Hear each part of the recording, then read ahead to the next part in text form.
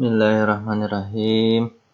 Assalamualaikum warahmatullahi wabarakatuh. Alhamdulillah wa syukurillah. Wassalatu wassalamu ala rasulillah. Wala hawla wala quwata illa billah. Hari ini kita belajar qawaid fikih lagi tentang kaidah yang berkaitan dengan perintah umum dan konsumsi serta produksi. Kemarin kita udah belajar tentang Pareto optimum ya. Pareto optimum itu adalah memaksimalkan keuntungan dengan modal yang sedikit.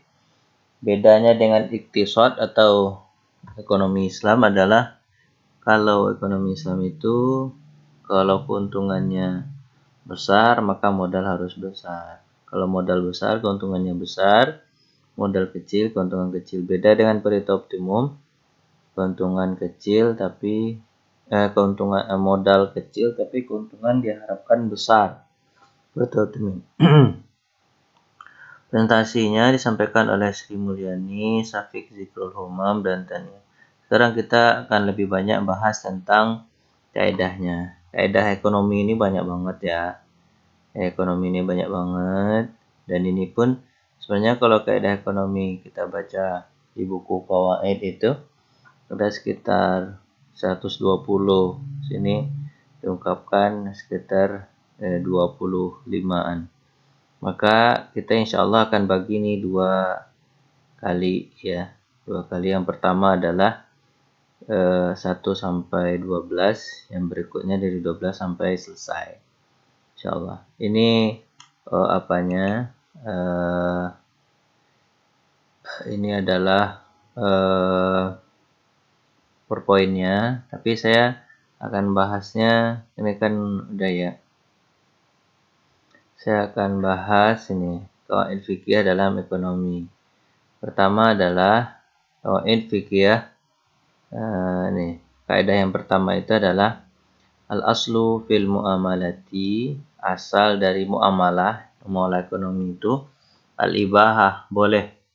Illa ayyadulla dalil, kecuali ada yang menunjukkan dalil ala tahrimihi, atas pengharamannya.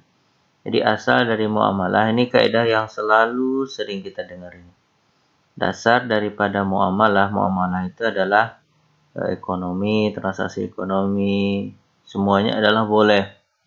Seperti jual beli, kemudian perdagangan, perwakilan, musyarakah, mudharabah, jual beli salam. Asal daripada muamalah itu semuanya boleh. Cuman yang tidak dibolehkan itu sedikit ya. Illa ayadulla dalil ala tahrimihi, kecuali kalau ada dalil yang mengharamkannya, seperti jual beli riba gitu, atau menipu gitu, atau penawaran palsu, najas gitu. Ya. Jadi ada hal-hal yang dilarang maka itu haram. Tapi selagi itu tidak dilarang, tidak masuk ke dalam larangan itu, maka dia boleh. Maka nih al-aslu fil muamalati, dasar daripada muamalah itu boleh. Maknanya adalah lebih banyak bolehnya daripada tidak bolehnya dalam bermuamalah. Nanti ada lagi kaidahnya al-aslu fil ibadah. Kalau ibadah nih at-tahrim, dari dasar daripada ibadah itu tidak boleh. Kalau dasarnya artinya apa? Ibadah itu lebih sedikit daripada daripada beribadah gitu. Jadi pada dasarnya ibadah itu harus pakai dalil. Tapi kalau muamalah ini nggak harus pakai dalil. Yang penting tidak menipu aja, tidak riba aja, itu boleh. Itu kaidah pertama. Kalau teman saksikan di sini juga bagus juga nih. Hari ini nih.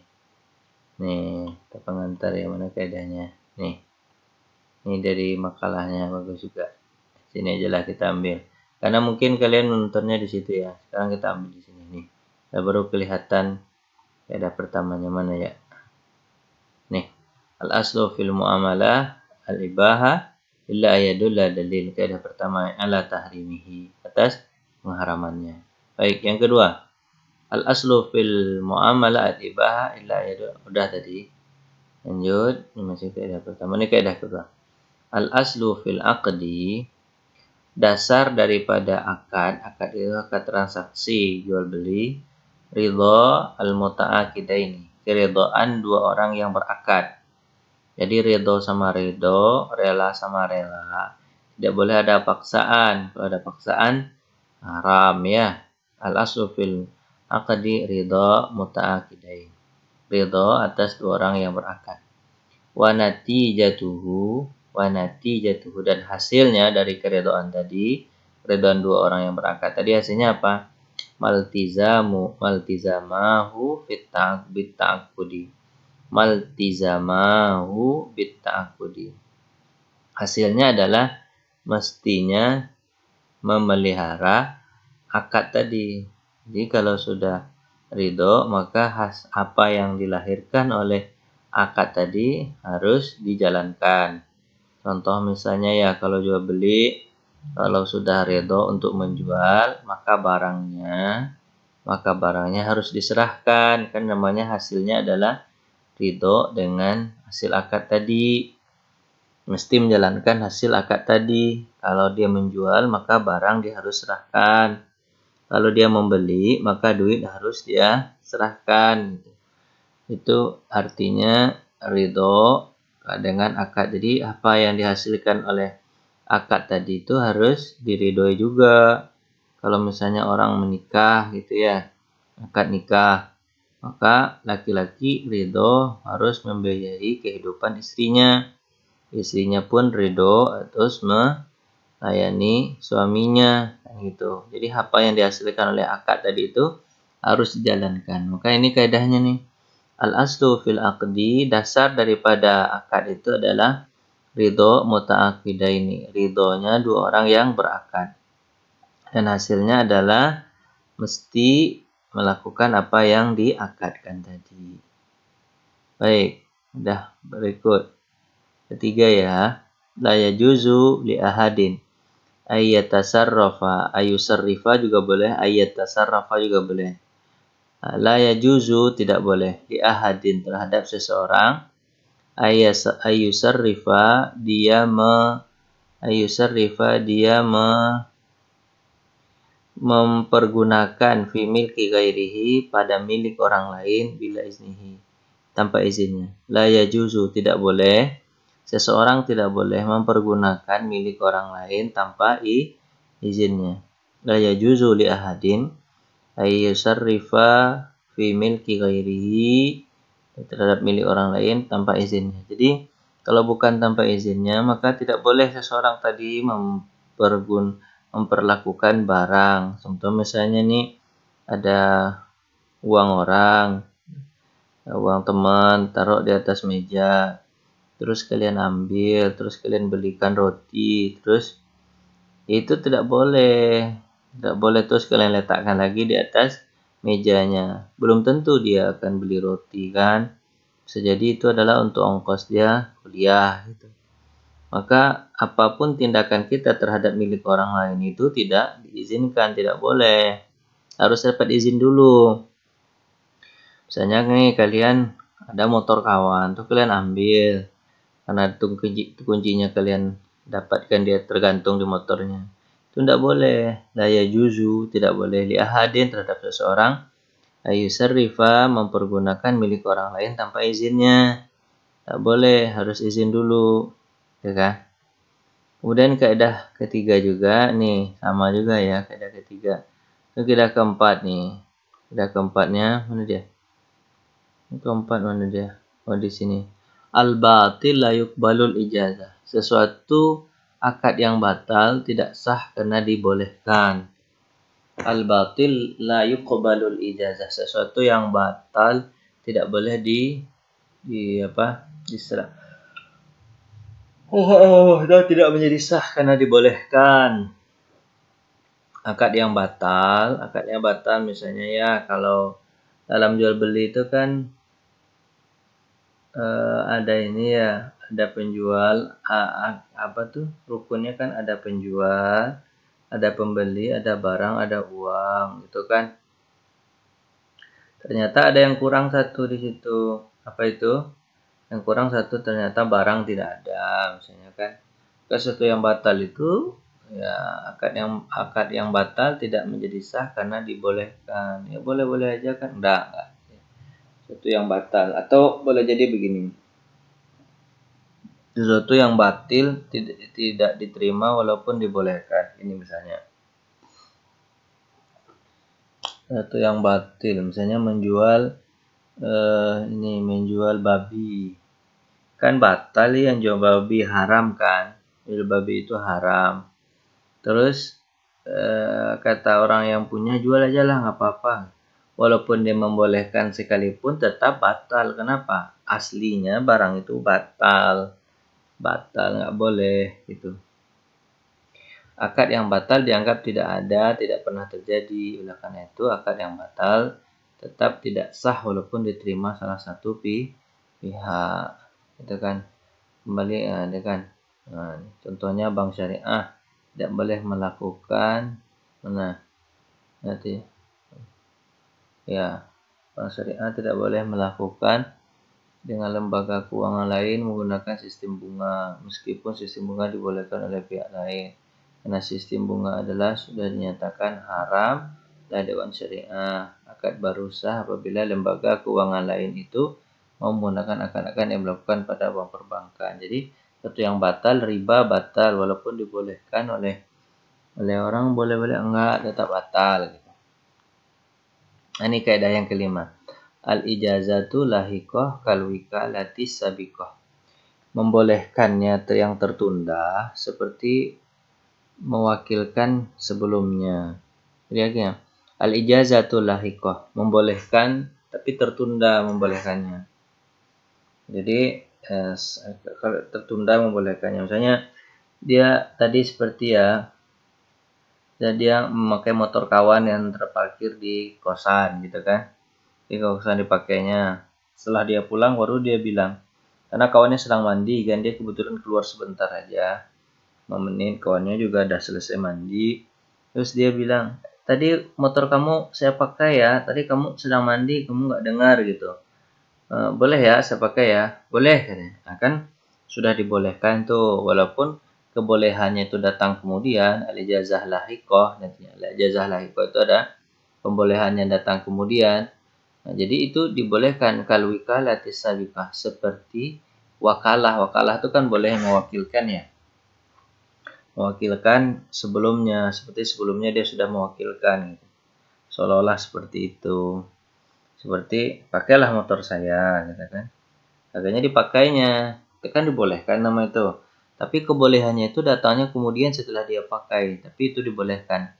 Tapi kalau kebolehannya itu tidak ada sama sekali walaupun dia sudah dipakaikan, kemudian apa kata kawan yang habis mandi itu, kamu nih pakai motor saya nggak izin-izin, nah itu kan nggak boleh tuh.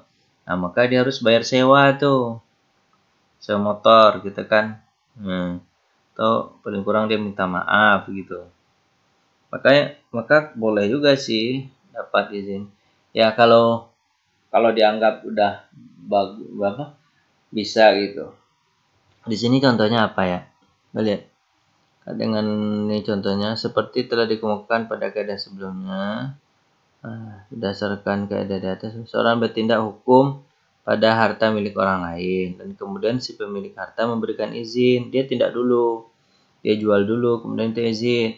Maka tindakan hukum menjadi sah dan orang dianggap sebagai perwakilan dari pemilik harta. Nah, itu ya. Contoh akad wakalah yang dilakukan di bank syariah. Ya, itu cara contohnya. Contoh lain misalnya nih ada tetangga kita terus dia punya mangganya jatuh, terus kita ambil, kita makan, habis kita makan baru kita bilang tadi mangganya jatuh, terus saya makan, boleh izinkan ya? Ya kata dia. Mengizinkan kemudian itu sama dengan perwakilan, nggak apa-apa, sama dengan pembolehan. Kalau dia izinkan, tapi kalau dia nggak izinkan dia wajib ganti, ya kan? Kemudian kaidah ke-6, al-ajru wa dhaman la yajtami'an.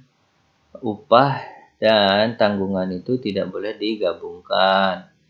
Pemberian upah dan tanggungan itu tidak boleh digabungkan kedua-duanya. Kalau upah, tanggungan, ya kan? Upah, tanggungan. Contohnya gini, kayak orang kerja di pabrik, contohnya kan, dia dikasih upah, ya kan? Kasih upah. Habis itu dia nggak menanggung risiko kerusakan barang gitu. Seperti misalnya apa ya, jahitan, orang jahit konveksi misalnya kan, konveksi, maka dia dapat upah tapi dia tidak menanggung kerusakan dari mesin yang dipakai itu gitu. Kenapa? Karena upah dan tanggungan itu tidak bisa disatukan. Kalau tanggungan saja, upah saja. Misalnya tanggungan begini,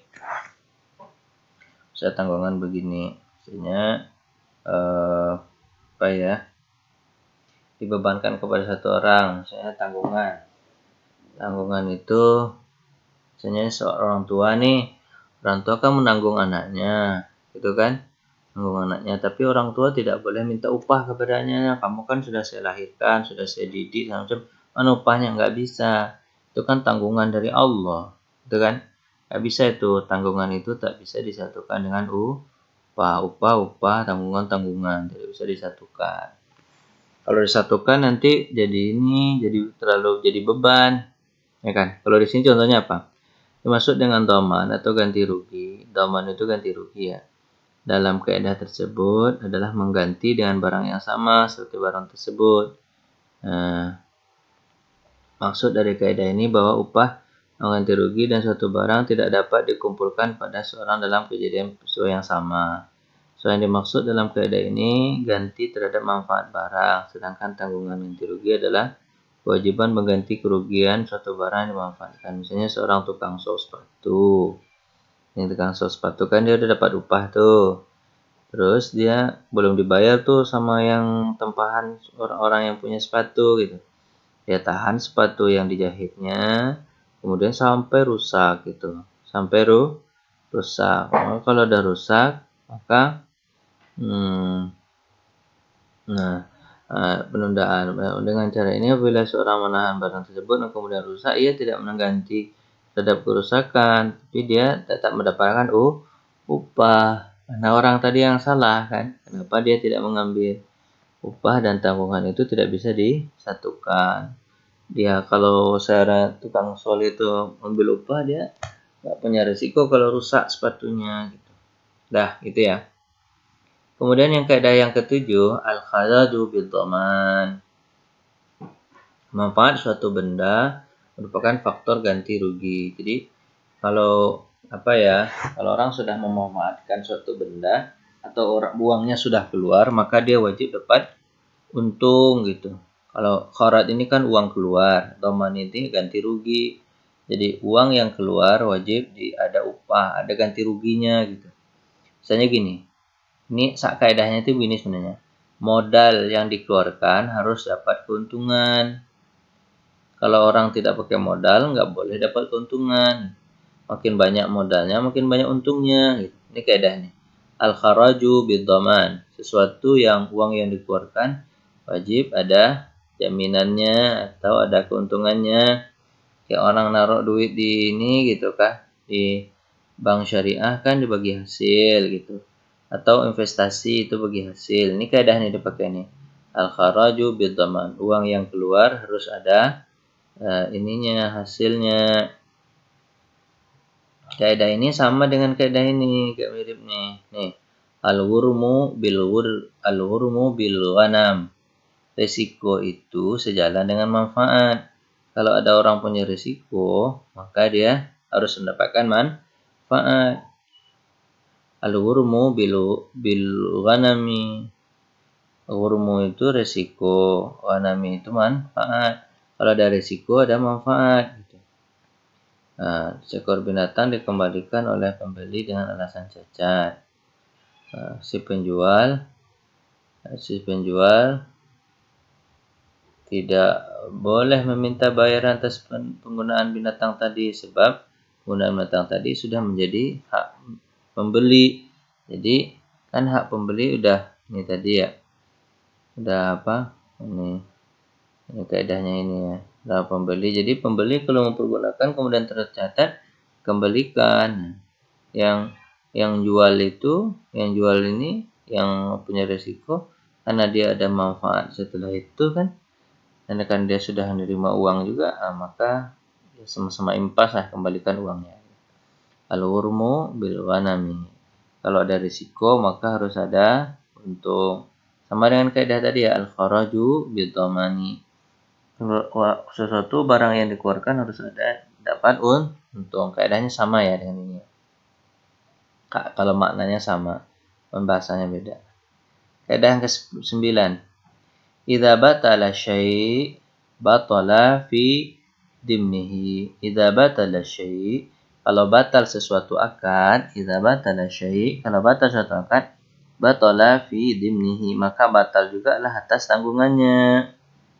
Misalnya kalau akad nikah nih contohnya nih, apabila batal akad tadi sudah terjadi talak atau cerai gitu kan, maka batal juga apa yang menjadi tanggungannya. Maka batal pula seorang suami menafkahi mantan istrinya. Kenapa? Karena akadnya sudah batal.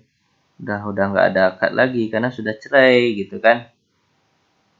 Begitu juga dalam jual beli, idza batala syai', kalau batal sesuatu misalnya jual belinya tidak terjadi gitu kan. Untuk beli baju nggak jadi, maka tidak ada kewajiban bagi penjual untuk menyerahkan baju.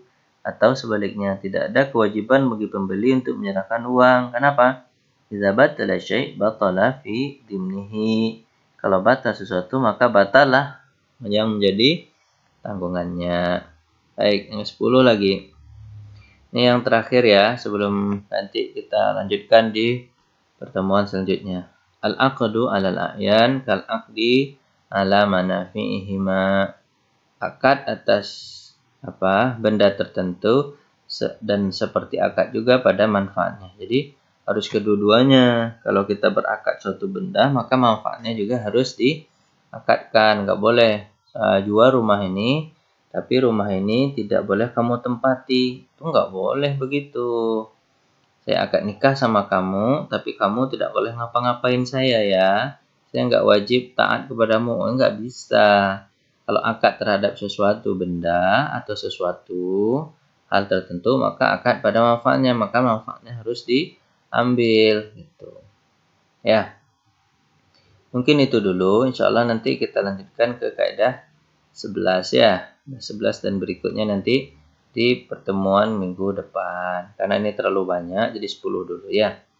Terima kasih atas perhatian. Mohon maaf atas segala kurangan. Assalamualaikum warahmatullahi wabarakatuh.